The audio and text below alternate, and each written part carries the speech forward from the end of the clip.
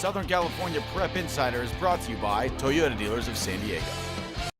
Our next segment always takes a heartwarming story off the field. Tommy, what is it? That's right, it's building character. This week we're down in San Ysidro for it. Christian Pedersen has the story.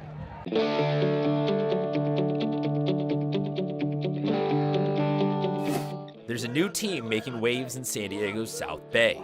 The San Ysidro water polo team is having the best year in school history, but the adventure of getting to this point is just as amazing as the results.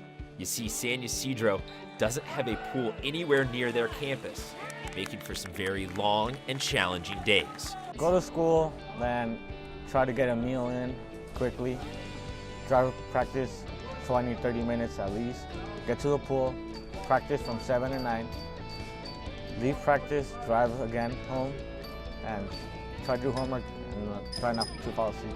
Though as head coach Edgar Espinoza points out, this is a problem faced by many of the coaches in his district. A lot of us don't have a home pool. So it's not just a challenge that I have convincing kids. I do believe that the credit has to be given to all the coaches in the district that go out there and really try to convince kids to come out. You know, we are 20 minutes away from their school. Most of the schools in the district do the same thing. Although for Coach, the focus seems to be on using water polo to help shape young men's lives, regardless of when or where they are playing. And that my motto with these kids are AAE. I go by attendance, attitude, and effort. As long as you know you are there, 95% of the time, as long as your attitude is great and your effort is there, you're gonna, whatever life throws at you, you're gonna succeed. You can ask any player on the team, the long hours and extra work are really starting to pay off. This year, they get to celebrate their first ever league championship, but they also feel they have learned some valuable lessons for life. Coach really prepares us with not just water polo, he doesn't focus just on water polo, but just being better persons, Yeah, it really, you have to manage your time, really set your priorities straight, you always have to go to practice, you always have to be there, and always, that you have to do your homework as well, you have to stay on task all the time, no slacking off at all.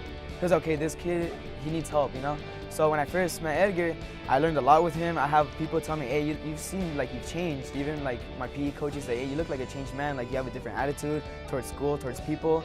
And so I'm grateful that he's teaching me these life lessons. Even though we're a small group of guys, we're all committed, so therefore, we're ourselves and with a good guidance, we're able to go further, push ourselves more, have bigger goals, bigger ambitions, and that I feel pretty good. For the upperclassmen on the team, these changes have all happened very fast, and the memory of when water polo meant something different is still fresh in their minds. Last year, we was always we started off 0-11, and then we barely made it 11-11, the record, 11 win, 11 losses. But now it feels good, 18, 17, 9. It feels like we were important, we're standing out. It's not just oh, are we gonna make it? It's okay, can we win this? How are we gonna win this? And it feels pretty good because it shows how much we've gotten, how much we've improved as a team. It's really great because freshman year we would have a really sloppy team, but sometimes people wouldn't go to practice. We had a really big team, but some people didn't really care. And it's much better how we have it right now. How we've grown, nobody misses practice, even though we're small in numbers. We're always here, we're always dedicated to, and we're always willing to grow, to get better, improve.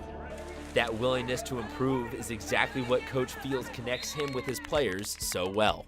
It's just a matter of reinforcing that great attitude and pushing them to give a little more effort, because they do get out of school at 4, they still have to go eat, do some homework, then they have to leave home at 6 to get here by 6:30, 7 o'clock, play till 9 o'clock, and they get home by 10.